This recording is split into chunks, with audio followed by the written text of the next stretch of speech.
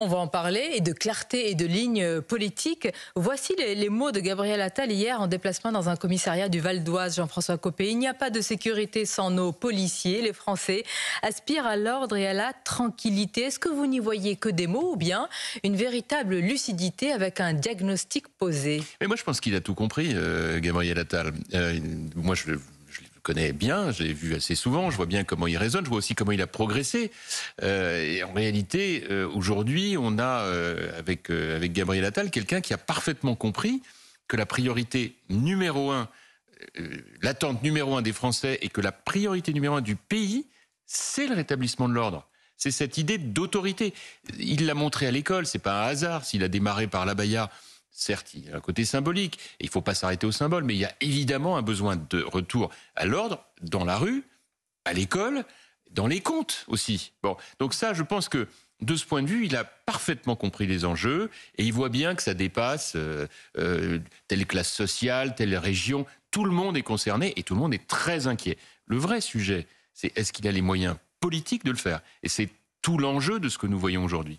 On va vous poser la question sur les moyens politiques et la ligne politique, mais est-ce que vous dites là qu'il y a, alors si je vous entends bien, une rupture? On se souvient des mots d'Elisabeth Borne sur le sentiment de la violence Bien qui sûr. augmente, pour prendre le domaine sécuritaire. Est-ce que vous y voyez une rupture? Total. Quand beaucoup y voient une continuité Mais, et un macroniste qui remplace un autre? moi, j'ai pas réagi particulièrement au départ de Madame Borne.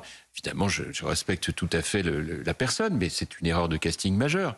On ne nomme pas une première ministre de gauche dans un moment où la France attend une politique de droite. Alors, quand on dit ça, ça fait genre sectaire. J'ai horreur du sectarisme. Je pense que c'est la forme la plus aboutie de la bêtise humaine, le sectarisme. C'est pas mon sujet.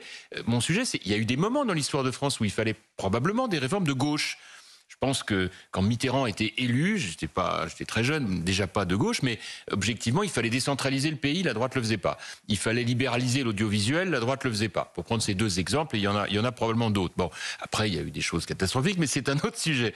Aujourd'hui, les grandes attentes, c'est le rétablissement de l'ordre dans les finances publiques, dans la rue, dans l'école, je viens de le dire. Donc c'est un homme venant de la gauche, de la gauche, Gabriel Attal, alors, qui assume ce besoin d'ordre et d'autorité. Moi, je vais vous dire une chose. Je pense que il a probablement démarré à gauche, mais qu'il l'est plus du tout.